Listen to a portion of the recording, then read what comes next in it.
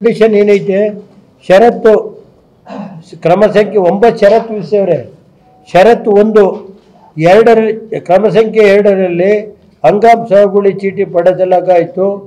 1 ತಿಂಗಳೊಳಗೆ ಕಿಮ್ಮತ್ತು ಪೋಡಿ ಜುಲ್ಮಾನೆ ವಗೇರೆ ಕಟ್ಟಿಸಿಕೊಂಡು ಸಾಗುವಳಿ ಚೀಟಿ ಪಡೆಯತಕ್ಕದ್ದು. ತಪ್ಪಿದ್ದಲ್ಲಿ ಮಂಜೂರಾತಿ ವಜಾ ಮಾಡತಕ್ಕದ್ದು ಎಂದಿರುತ್ತದೆ. 78ರಲ್ಲಿ 30 ವರ್ಷ ಆದಮೇಲೆ ಲೇಔಟ್ ಮಾಡಕ್ಕೆ ಈಗ ಪಾಪ ರೈತರಿಗೆಲ್ಲ ಇದು ರೈತರಿಗೆ ಕೊಡ್ತಾ ಇಲ್ಲ ಸಿಕ್ಕೊಂಡು ಕೂಡ ರೈತರಿಗೆ ಕೊಡ್ತಾ ಇಲ್ಲ. ಲೇಔಟ್ ನಡೀತಾ ಐತೆ, ಡ್ರೈನ್ ಐತೆ. ಯಾರು ಗೊತ್ತಾ ಇವರು ಎಂತ ಪ್ರಭಾವಿಗಳು ಗೊತ್ತಾ? ನಾನು ಹೆಸರು ಹೇಳಲ್ಲ, ಅವ್ರು ತನಿಖೆ ಮಾಡಲಿ ಯಾರ್ಯಾರು. ಆಮೇಲೆ 25 ಎಕರೆ ಖರಾಬ್, 25 ಎಕರೆ, 1 ಎಕರೆ 10 ಕೋಟಿ ಅಂದ್ರೆ ಎಷ್ಟಾಯ್ತು? ಖರಾಬ್ಗೆ 250 ಕೋಟಿ ಆಗುತ್ತೆ. ಮೂಲ ಮಂಜೂರಾತಿದ್ದಾರೆ ಅಂತ ಜಾಯಿಂಟ್ ವೆಂಚರ್ ಮಾಡಾಯ್ತು. ಮುಂಚೆನೆ 36 ವರ್ಷದ್ದು 3 ಜನ ತಹಸೀಲ್ದಾರ್ ಅಂತ ಹೇಳ್ತಾರೆ ಎಸಿಗಳು. ನಮ್ಗೆ ಈಗಿನ ತಹಸೀಲ್ದಾರ್ ಅವ್ರಿಗೆಲ್ಲ ಮಂಜೂರಾತಿ ಚೀಟಿ ಕೊಟ್ಟವ್ರೆ.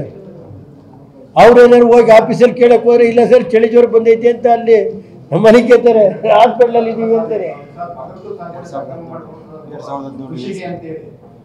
ಅಲ್ಲಿಗ ಇದು ನಡೀತಾ ಇತ್ತಲ್ಲ ಸರ್, ಕೃಷಿಗೆಲ್ಲ ಲೇಟ್ ನಡೀತಾ ಐತೆ ಅಲ್ಲಿ.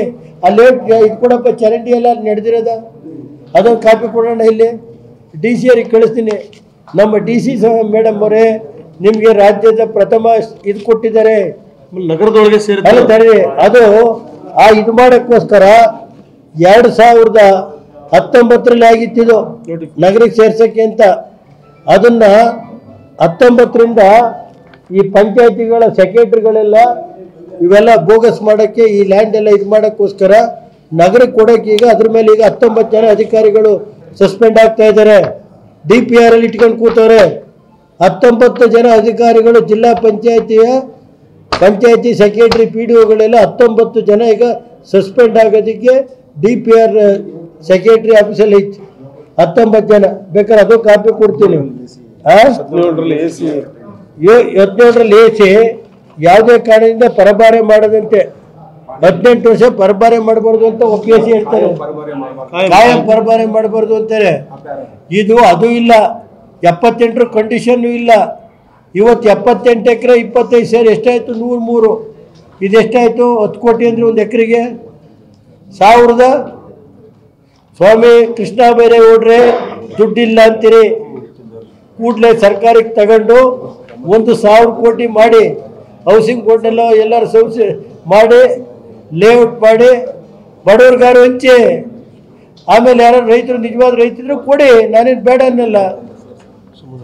ಅದು ಬಿಟ್ಬಿಟ್ಟು ಲೇಔಟ್ ಮಾಡಿ. ಒಂದು ಉದಾಹರಣೆ, ಇಂಥದ್ದು ಹಾಸನ ನಗರ ಸುತ್ತಮುತ್ತ ಕನಿಷ್ಠ 1000 ಎಕರೆ ಇದೆ ಅಂತ ಹೇಳ್ತಾರೆ.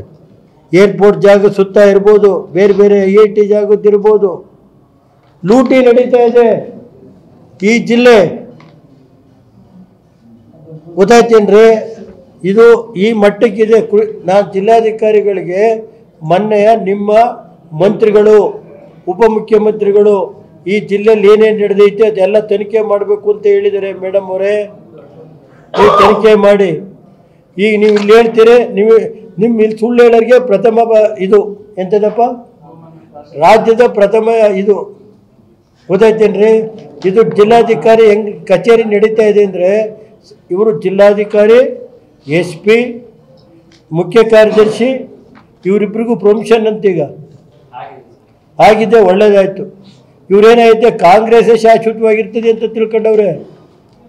ಎಲ್ಲೋ ಥರ ನನ್ನ ಕೈ ಸಿಗ್ತಿಲ್ಲ. ಇವರು ಇದನ್ನು ಬಿಡ್ತೀನಿ ಅಂತ ತಿಳ್ಕೊಂಡಿದ್ದೀರಾ? ಅವ್ರೇನಾದ್ರು ತಿಳ್ಕೊಂಡಿರ್ಬೋದು. ಟೈಮ್ ಕಾಯ್ತಾ ಇದ್ದೀನಿ. ಎಳೆಯಾಗಿ ಬಿಡ್ಸೋಕೆ ವಿರೋಧ ಪಕ್ಷದ ಕೆಲಸ ಏನೈತೆ? ಏನಾದ್ರು ರೇವಣ್ಣ ಮೇಲೆ ಕೇಸ್ ಹಾಕಿ ಎದುರಿಸ್ತೀವಿ ಅಂತ ತಿಳ್ಕೊಂಡಿದ್ರೆ ಅದು ಅವ್ರಿದು ಇದೇನೇನು ನಡೀತಾ ಐತಿ ಅಂತ ಎಳೆಯಾಗಿ ಬಿಡಿಸ್ತೀನಿ. ಇನ್ನು 1 by 1